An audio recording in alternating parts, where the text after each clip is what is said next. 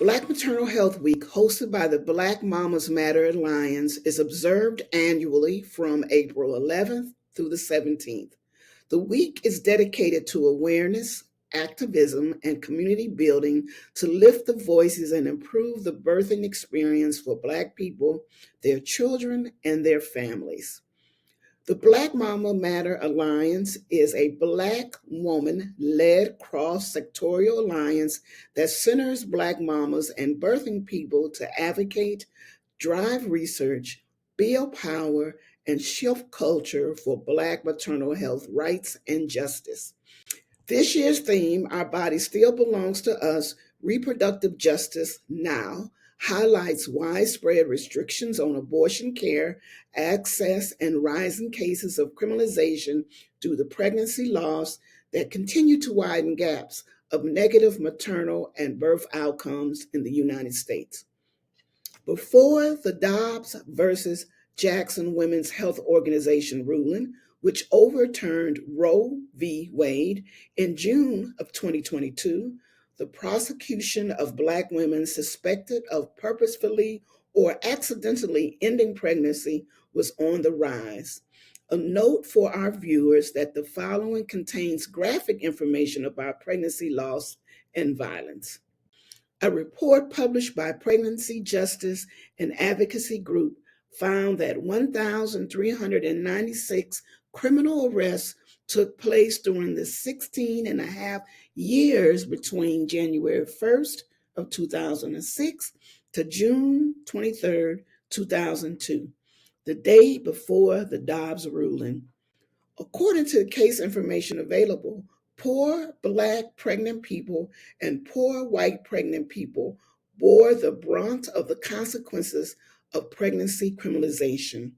Black people represented 18.2% of the arrests due to pregnancy criminalizations from January of 2006 to June 2022, despite Black women making up only 13% of the U.S. population. Adora Perez, a California woman, spent 4 years in prison after being convicted of voluntary manslaughter following the birth of her baby, who tested positive for methamphetamine. In 2019, a 27-year-old Black woman in Alabama faced manslaughter charges after she was shot in the stomach during a fight, causing her to lose her 5-month-old fetus. And in September 2023, Brittany Watts, a Black woman in Ohio, repeatedly sought medical care and was turned away.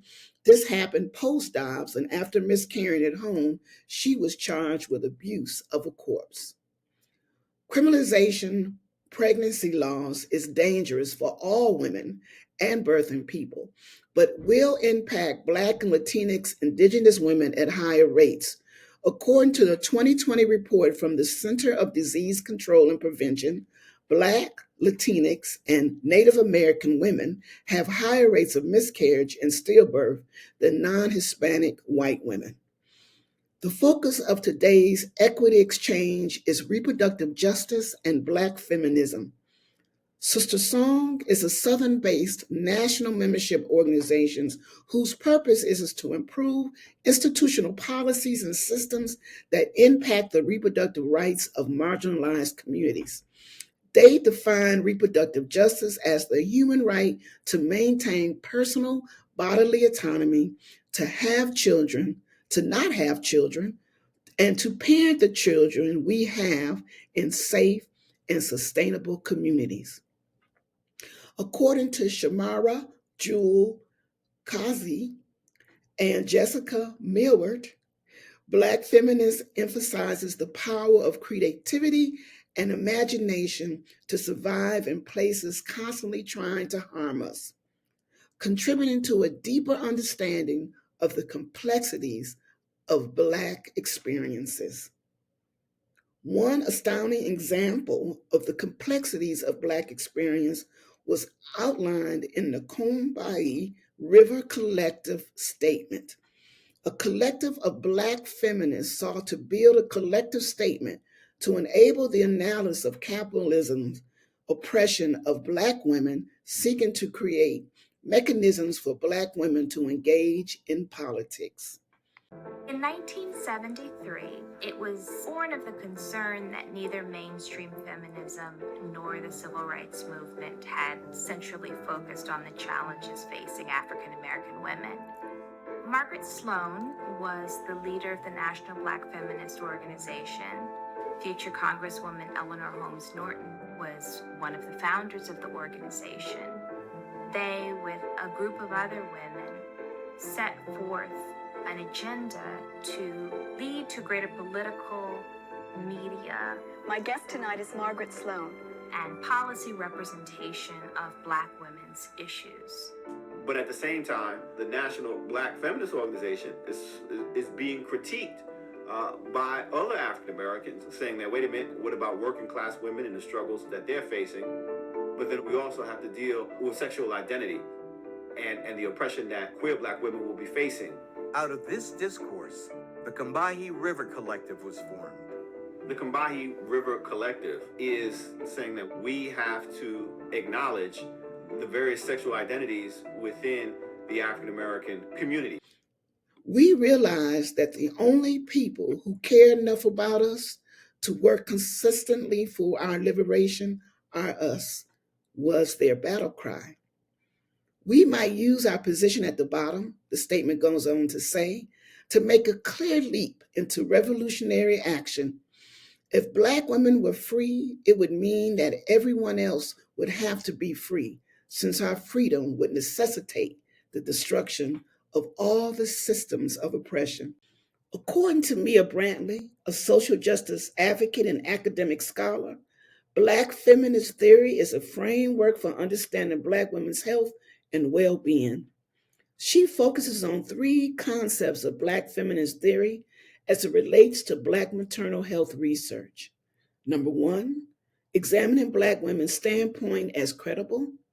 Number two, acknowledging the historical context of multiple systems of oppression against Black women. And number three, incorporating a perspective that acknowledges both disadvantage as well as empowerment in the lives of Black women. By adapting and applying these concepts, we can evaluate the intricacies that contribute to the loss of life, not only Black mothers and birthing people, but all Black people. It's important to consider the viewpoint of individuals since it can provide valuable insights.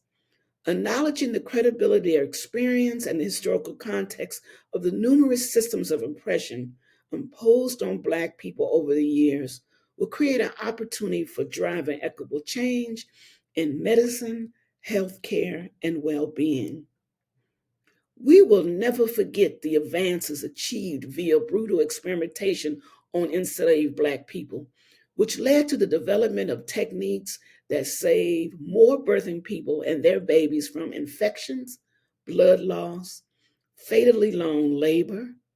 But unfortunately, Black people were left on the margins, and hospitals became a place where racist mistreatment was not only observed, but legally permitted per Jim Crow laws.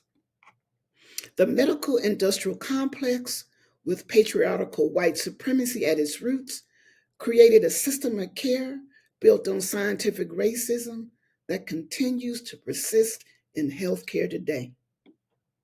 Black mamas matter. Black birthing people matter. Black people matter. Please allow me to reiterate, if a Black woman are free,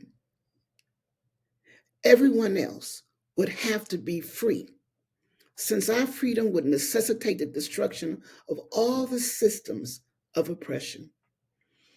By listening to Black mothers, birthing people, and approaching our quality improvement efforts with an equity lens, we can work to reduce the persistent, unacceptable disparities in maternal and reproductive health.